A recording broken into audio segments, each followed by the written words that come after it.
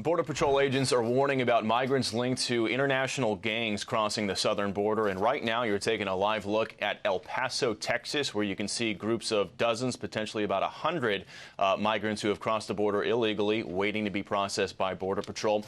The latest numbers show more than 270 gang-affiliate apprehensions just since October. And experts say migrant gang members are infiltrating communities pretty much all across the country. Danamarie McNicholl is live in El Paso, Texas, with more today. Danamarie, we're looking at the drone. It looks like you guys have a pretty busy day out there.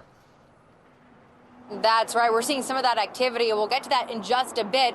But first, Bill, we know that the chief of Border Patrol now giving out a stark warning about that Venezuelan gang called Tren de Aragua. Now, in terms of what we saw today, about 50 to 100 migrants on the other side of that razor wire on American soil waiting to be processed.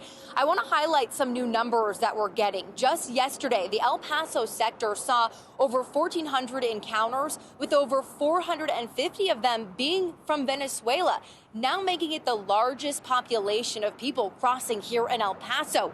And earlier this week, a Venezuelan man arrested with tattoos associated to that gang, one of 6 people apprehended from the Tren de Aragua gang, according to U.S. Border Patrol. Now, police have linked the Venezuelan gang to organized crime in places like Texas, Florida, Chicago, and New York City, where men there were involved in a high-profile assault on NYPD officers.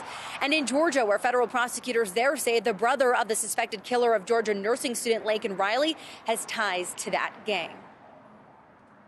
Wherever the Venezuelan migrant population has traveled in extensive numbers, Tren de Aragua have also embedded themselves in these populations as well to continue to migrate with them, to take advantage and perhaps explore new criminal economic opportunities elsewhere.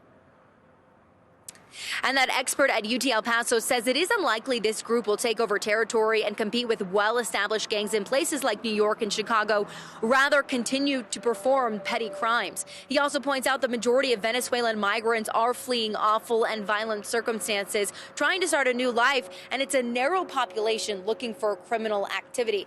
As for stopping the Venezuelan gangs from entering the U.S., some U.S. lawmakers actually sent a letter to the Biden administration asking them to make the gang a transnational criminal organization, which would then help the government to restrict their travel here. Bill? Yep, and the thing about Venezuelans right now is they can't be deported. The Venezuelan government is refusing all repatriation flights from the U.S., so complicates it even further. Danamarie, nice job out there. We'll get back with you soon.